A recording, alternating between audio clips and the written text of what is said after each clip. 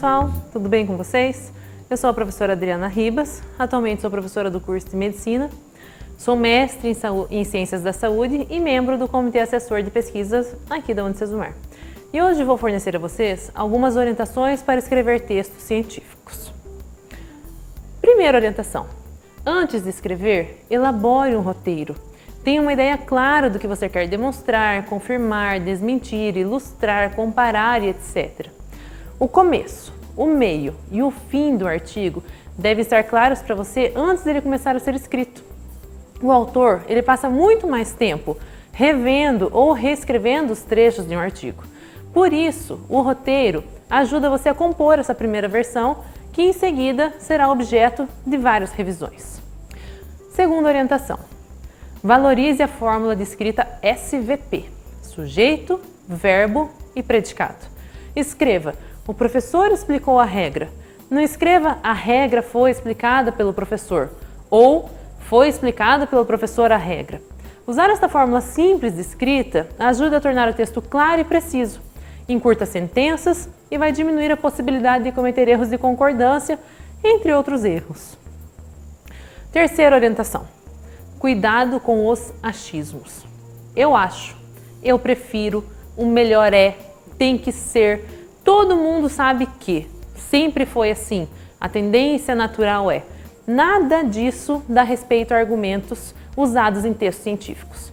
Essas expressões, elas indicam manifestações de normatividade, de opção pessoal ou de preferência. Portanto, evitem. Quarta orientação: não especule. Evite as generalidades. Generalidades, elas são boas para conversas informais. Cada informação do seu artigo deve ser respaldada por dados e achados e ou interpretações encontradas em artigos e textos de outros autores ou na sua própria pesquisa. Quinta orientação: evite sentenças longas. Para isso, a solução é simples. Abuse dos pontos finais.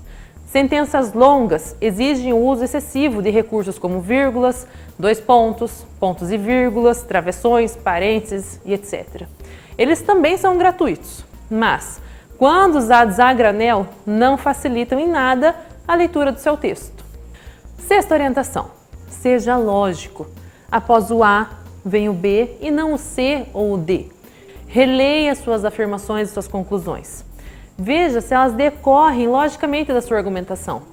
É muito comum nos textos as expressões como dessa maneira, portanto, assim que, conclui-se que, sem que de fato haja uma relação lógica entre essas conclusões. Exemplo A: o céu está estrelado. Exemplo B: quando vemos as estrelas, significa que não choverá.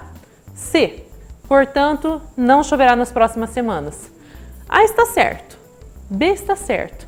Agora a letra C é uma afirmação ou conclusão que não decorre rigorosamente das afirmações anteriores. Portanto, C é uma suposição, mais do que uma conclusão. Então temos que ficar atentos a essas relações. Sétima orientação: leia muito. Reserve tempo sempre para ler literatura, romances, contos, novelas, narrativas, poesias, qualquer coisa. Mesmo quando estiver redigindo seu artigo, ler bons textos é fundamental para aprender a escrever. Oitava orientação: não seja preguiçoso. Não use a PUD quando puder se referir diretamente a um autor ou texto, pois este é um recurso excepcional. Leia e cite o autor e textos originais. Use o APUD a não ser que seja um texto antiquíssimo, que existe apenas na Biblioteca Nacional de Paris, ou que esteja escrito em chinês arcaico ou em aramaico, ou se ao transcrever a frase, ela abra margem a uma interpretação que não foi a do autor original. Do contrário, evite-a.